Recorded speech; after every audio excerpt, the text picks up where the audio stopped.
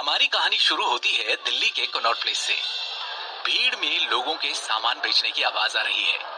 कोई चूड़ी बेच रहा है तो कोई गोलगप्पे। अलग अलग स्टॉल्स पर लोग आने जाने वालों को बुला बुलाकर अपनी ओर खींच रहे हैं। कुछ ग्राहकों की आवाजें आ रही है जो मोल भाव कर रहे हैं। ये दिल्ली के लोगों का आम दिन है जो किसी बाहर वाले को अफरा तफरी से कम नहीं लगेगा। ऐसा ही आम दिन है 24 वर्षीय शिवम के लिए।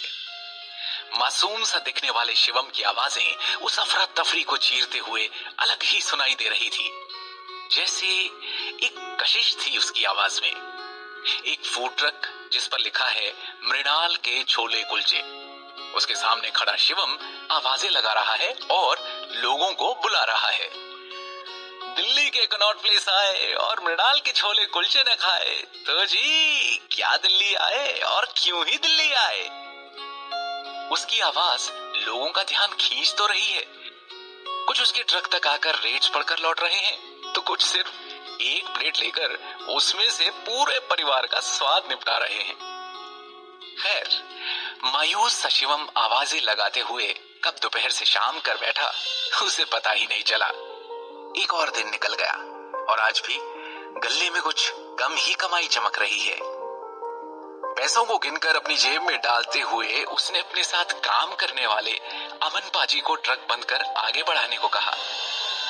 आज घर में शादी है तो थोड़ा जल्दी जाना है। पाजी ने हाँ में सर हिलाया और जब तक वो बाकी सामान पैक करने में जुट गए, शिवम फोल्डिंग कुर्सियां उठाने लगा। अपनी धुन में मगन वो कुर्सियां बटोर ही रहा है कि उसे कुछ आभास हुआ। थोड़ा सकपकाकर डरते हुए जैसे ही उसने नजर उठाकर सामने देखा तो दूर खड़े दो आदमी उसे दिखाई दिए जो उसे ही घूरे जा रहे हैं। सूट बूट से लेस वो दोनों एकटक उसे ही देखे जा रहे हैं। शिवम ने नजर घुमाकर इधर उधर देखा और वापस उन दोनों की तरफ देखा। उसके चेहरे से साफ था कि उसे समझ आ गया है आखिर मामला है क्या। पहले तो वो थोड़ा हड़बड़ाया और फिर जल्दी जल्दी में कुर्सियां ट्रक के अंदर पटक कर चाबी पाजी की तरफ फेंक कर फुर्ती में वहां से निकल गया। पहले तो तेजी से चलने लगा, लेकिन फिर जैसे ही उसने नजर घुमाकर देखा तो उसके होश उड़ गए। वो दोनों उसका पीछा कर रहे हैं। उसकी सांसें बढ़ गई और अब उसकी रफ्तार में और तेजी आने लगी। चलते हुए एक गली में मुड़ा, फिर दूसरी और तीसरी। चलते हुए उसने वापस पलट कर देखा इस उम्मीद में कि शायद वो जा चुके होंगे, लेकिन एक पत्थर उसके पैर में ऐसा फंसा कि वो डगमगा गया और मुंह के बल गिर पड़ा। बेतहाशा हालत में उसने उठने के लिए अपना हाथ जमीन पर कसा और जैसे ही उठकर खड़ा हुआ कि सामने से तेज रोशनी ने उसकी आंखें चकाचौंध कर दी। रोशनी से चुंधियाई हुई आंखों को बचाते हुए हाथ को हटाकर उसने सामने नजर मारी तो एक बड़ी सी बेंटले कार को खड़ा पाया और उसके पांव मानो जम से गए। उसके कानों के पास से बहती हुई सनसनाती हवा ने जैसे उसके रोम रोम को चौकन्ना कर दिया। जिन अतीत के पन्नों को फाड़ कर वो कब का जलाकर राख कर चुका था, वो आज फिर उसके सामने खुलकर उड़ रहे हैं। अब फिर उस कार का दरवाजा खुला जिसमें से एक आदमी निकलकर उसकी तरफ चलकर आया। जिस किस्से को पिछले 15 साल से वो रोज थोड़ा थोड़ा करके भुला रहा था, वो आज उसके सामने उसकी आंखों में आंखें डाले खड़ा मुस्कुरा रहा है। शिवम इस आदमी को पहचानता था। शिवम के सामने खड़े 58 वर्षीय आदमी के चेहरे में और हाव भाव में ज्यादा कोई बदलाव नहीं हुआ है। शिवम उसकी तरफ देखता है और मुड़कर जाने को हुआ कि वो दो आदमी भी जो उसका पीछा कर रहे थे उसके सामने खड़े हो गए। वो उन्हें मार गिराना चाहता था, लेकिन उसने अपना गुस्सा दबाया। हालांकि शिवम टेंशन में था, लेकिन उसको वो दिखाना नहीं चाहता था। शिवम उन आदमियों को अपने सामने से हटाते हुए जाकर उस कार में बैठ गया। अंदर एक अजीब सी कशमकश का माहौल था। शिवम ने उस आदमी से पूछा, आप लोगों ने मुझे ढूंढा कैसे?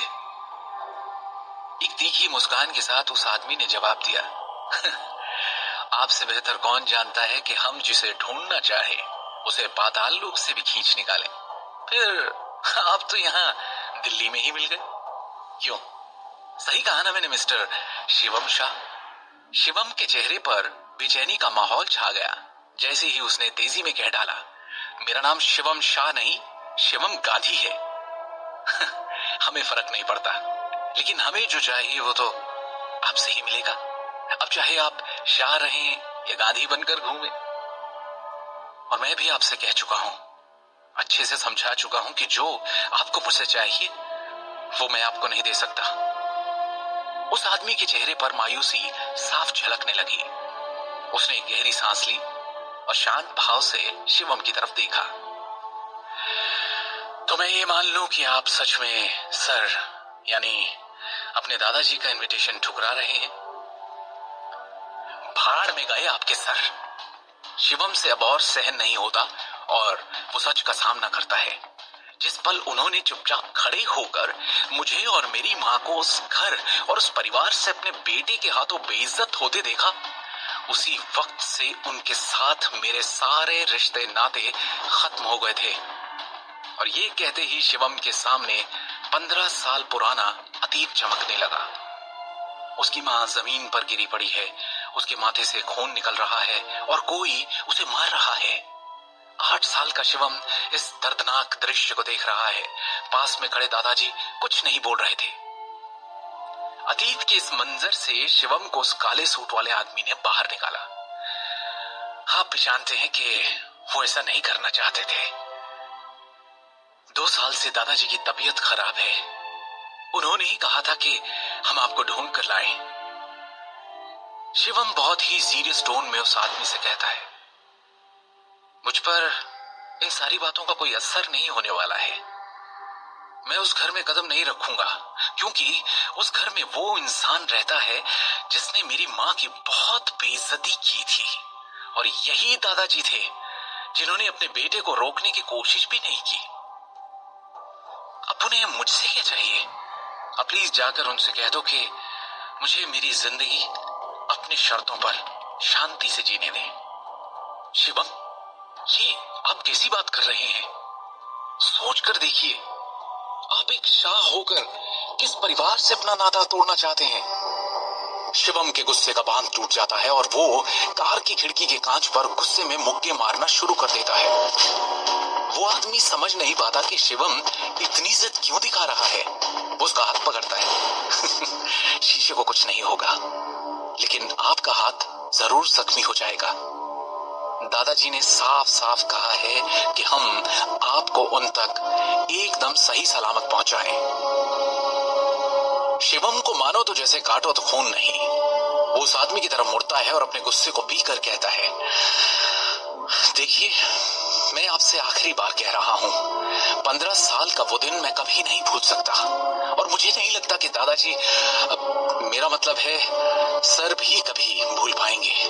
और अगर वो भूलना चाहेंगे भी तो मैं उन्हें भूलने नहीं दूंगा। उस दिन सर के बेटे ने मेरी मां की बेइज्जती की थी, उनके स्वाभिमान को ठेस पहुंचाई थी, उनका भरोसा तोड़ा था। उनकी औकात 1-2 कौड़ी के इंसान से बदतर की थी।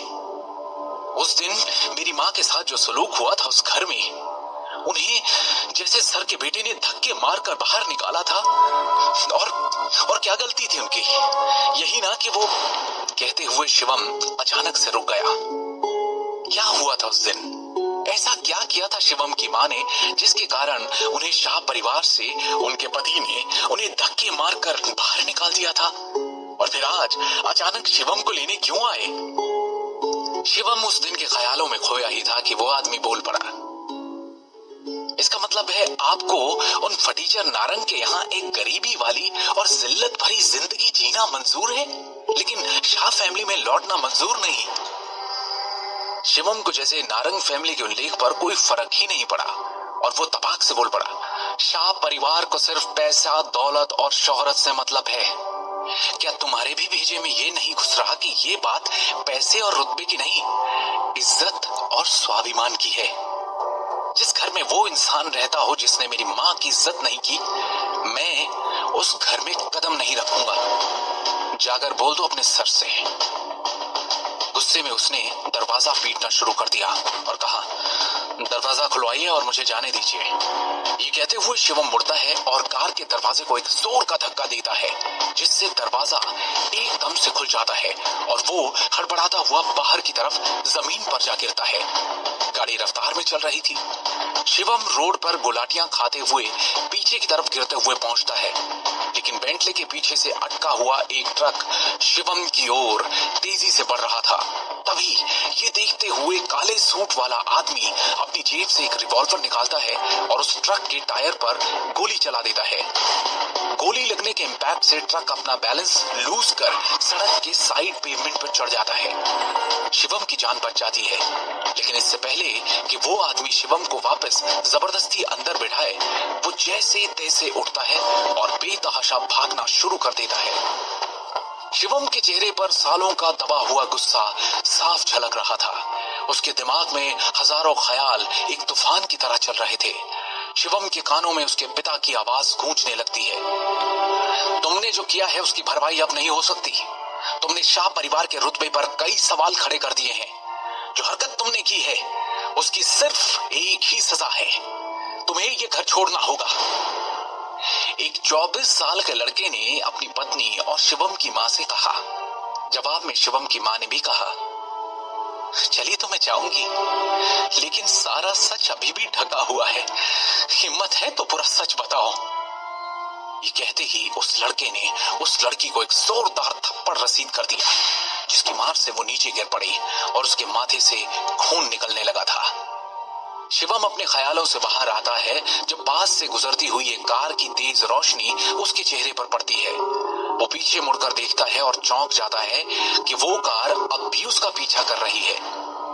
शिवम ने वापस चलना शुरू किया और एक ही ख्याल उसके अंदर बार बार कौंध रहा है कि चाहे जो हो जाए, जिस दलदल से उसे सालों पहले बाहर निकालकर फेंका जा चुका था, उसी कीचड़ में अब वो वापस नहीं लौट सकता। और लौटे भी क्यों? क्योंकि वो जिस कारण से शिवम को वापस अपने पास बुलाना चाहते हैं, वो उसके दिमाग में दूर दूर तक नहीं है। उसके दिमाग में तो कुछ और ही है जो वो वापस जाकर पूरा नहीं कर सकता। अचानक उसके चेहरे पर दर्द और बेबसी के भाव उजागर हो चले, जैसे कि उसके पीछे वो कार नहीं बल्कि एक भयानक और दिल दहला देने वाली याद थी, जिससे वो जितना हो सके दूर जाना चाहता था। एक कड़वी सी मुस्कुराहट उसके चेहरे को छूकर निकल जाती है और वो घृणा से कहता है, शाह फैमिली। मालूम तो था उसे कि ये लोग उसे एक ना एक दिन ढूंढ ही निकालेंगे, लेकिन इतनी जल्दी ये उसने सपने में भी नहीं सोचा था। उसी कड़वे सपने से दूर जाते हुए वो इधर उधर देखने लगता है कि कोई टैक्सी या कैब मिले और वो उसमें बैठकर इन लोगों से दूर, बहुत दूर निकल जाए। जाने कितने ही ऑटो टैक्सी रोकने की कोशिश की, लेकिन इस वक्त रोहिणी तक का सफर कहाँ मिलता उसे इतनी आसानी से। अपनी हर कोशिश में असफल हो उसने अचानक मुड़कर देखा और ये क्या, वो कार अब भी उसके पीछे है। शिवम अचानक रुक जाता है और गुस्से में उस कार को देखने लगता है। शिवम के सब्र का बांध अब टूटने को था। जो करने से वो अपने आप को रोक रहा था, उसके लिए उसके हाथ मचल रहे थे। वो खुद को समझा ही रहा था कि वो गाड़ी स्टार्ट हुई और तेजी से उसके सामने आ रुकी। शिवम उनके सामने डटकर खड़ा रहा, लेकिन उन आदमियों ने जबरदस्ती पकड़कर उसे कार के अंदर घसीटा, दरवाजा बंद किया और तेजी से कार वहां से निकल गई। अब क्या करेगा शिवम? क्यों बैठा है कार के अंदर? कौन है ये लोग और वो क्यों शिवम को शाह फैमिली में वापस लाना चाहते हैं? क्या शिवम वापस लौटेगा उन अतीत के सायों के बीच? क्या हुआ था 15 साल पहले जो शिवम और उसकी मां को यूं जलील किया गया था? क्या है शिवम की सच्चाई? कौन है वो? आगे की कहानी जानने के लिए सुनते रहिए Shivam the hidden warrior, only on pocket FM.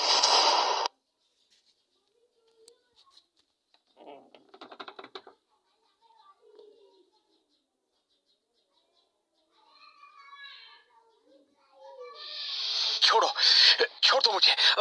आखिर चाहते क्या हो मुझसे और कहां ले जा रहे हो मुझे? ये कहते हुए शिवम छटपटाहट के साथ खुद को उन लोगों से छुड़ाने की नाकाम कोशिश कर रहा था, जिन्होंने जबरदस्ती शिवम को कार में बिठाया था।